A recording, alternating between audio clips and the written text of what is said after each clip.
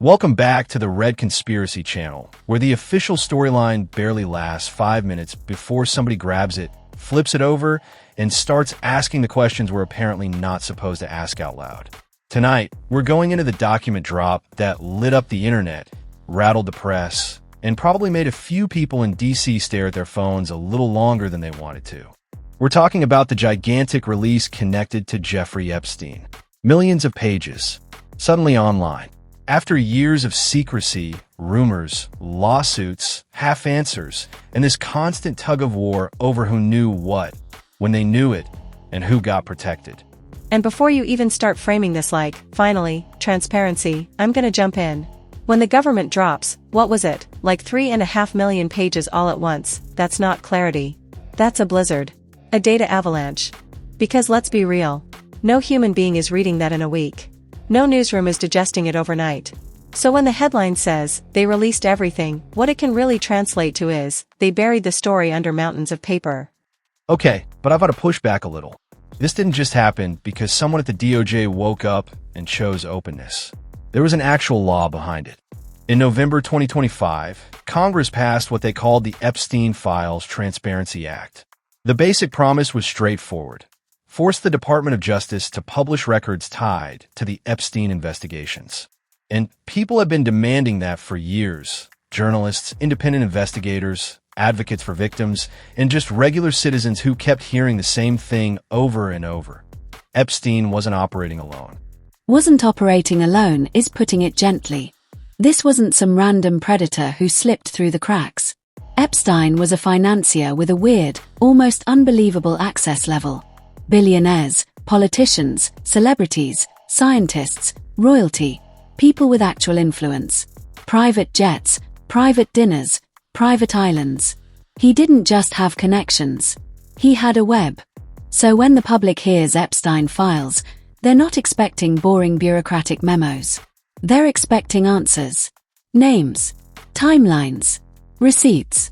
Right? And that's where the Department of Justice came in with this big new thing they branded as the Epstein Library. A massive digital archive, this centralized online place that was supposed to hold every document they could legally release from Epstein-related investigations. When it launched in early 2026, the scale alone made people's heads spin. We're talking roughly 3.5 million pages, something like 180,000 images, over 2,000 videos, court records, investigative write-ups, financial paperwork, interview notes, travel logs. Basically a sprawling evidence universe built across years and multiple investigations. And that's exactly where the fight starts, because a giant archive doesn't automatically equal truth. If anything, too much information can make the real story harder to see. You can hide a needle way easier when you dump an entire hayfield on people and say, good luck. But hold on, though. People demanded the files. They got the files. Isn't that the definition of transparency? Like, what do you want them to do? Release it and then also spoon-feed a neat summary. That's not how this works. Open records means open records. That argument would hit harder if it wasn't for what happened next. Because in March 2026, weeks after the archive went live, thousands of documents just vanished from the public system. Not a few. We had a server hiccup. Nearly 48,000 files were pulled offline. Yeah, and the official response came fast. The DOJ said they needed another review pass, privacy concerns. Their statement was basically, some material included personally identifying details tied to victims, witnesses, or people who were never charged. So they were going to recheck, do additional redactions, and put the files back. Which sounds reasonable until you look at the number again. 48,000 is not a tiny oops. That's not, we missed a few addresses. That's a major chunk of the archive disappearing after the public already started digging. I mean, I can imagine that with something this huge. Mistakes happen. Millions of pages, endless attachments, old scans, transcripts. Things that weren't formatted consistently. You're gonna miss stuff. Sure, but mistakes that big? 48,000 pulled at once? That starts feeling less like an accident and more like a rollback. And it raises a fair question. If privacy redactions were the concern, why wasn't that handled before the upload? Why publish it, let the public download it, and then go, actually wait? That sequencing is what got people suspicious. And while all of that was happening on the DOJ side, Congress had its own lane in this story. The House Oversight Committee started reviewing sets of documents they received from the DOJ. Things like internal emails, investigator correspondence, financial materials connected to Epstein's estate. And that's where the political temperature goes up, because anytime you're dealing with records that could touch powerful people, the speculation gets supercharged. Some of these documents referenced interviews done by federal investigators. Some outlined allegations, witness accounts, leads agents followed while trying to map out the network, the whole ecosystem around Epstein. But we gotta be careful here. A name showing up in investigative paperwork doesn't mean someone is guilty of anything. Files include people who were interviewed, people who got mentioned secondhand, people who share flights, people connected through business, charity events, calendars. Sometimes it's literally, this person's number was on a contact list. That's not a conviction. Agreed, but the public still has a right to ask why a name is there. That's the point of scrutiny. You can't just say, "Don't look at that," after releasing millions of pages. If you open the doors, people are going to walk in. Journalists started combing through it. Independent researchers started downloading huge sets of documents. And because nobody can manually read 3.5 million pages like it's a book, people started building tools. Yeah, this is the part that's kind of fascinating. Different groups began creating searchable databases.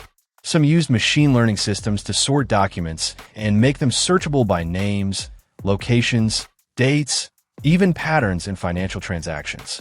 Other outlets tried to make the archive navigable for normal humans.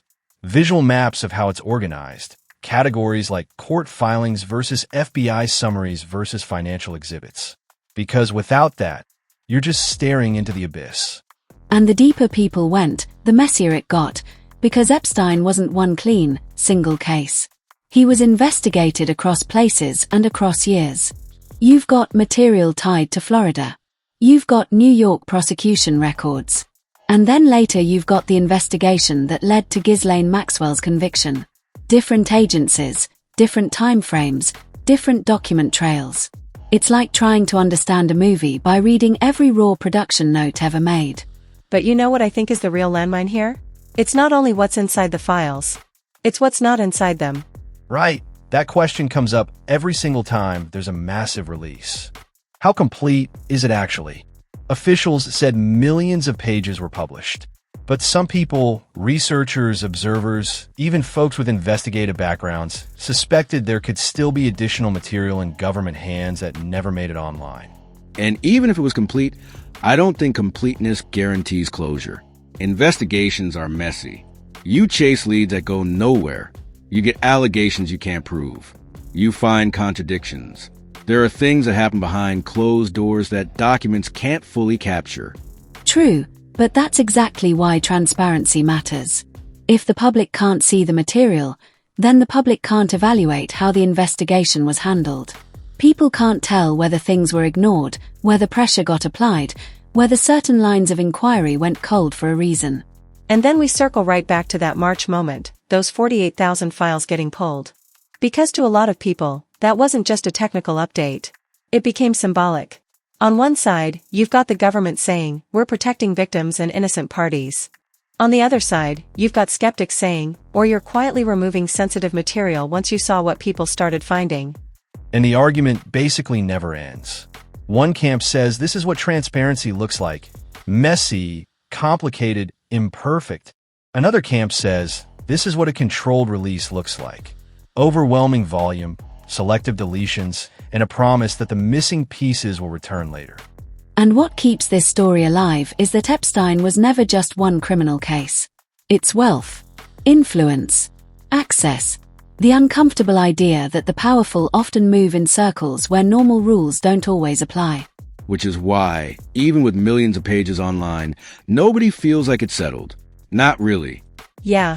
Every time someone finds a new detail, an email chain, a travel entry, a witness statement, a financial record, it doesn't end the debate.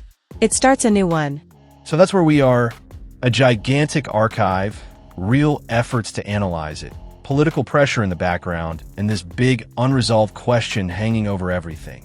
Are we seeing the full picture, or are we seeing what we're allowed to see? Because in the Epstein story, the documents don't just reveal things. Sometimes, the way they're released or removed becomes part of the story itself. Yo, that's it for tonight. We made it through the smoke. Those vibe if it's smite, it's by Winnie the Brown. We out.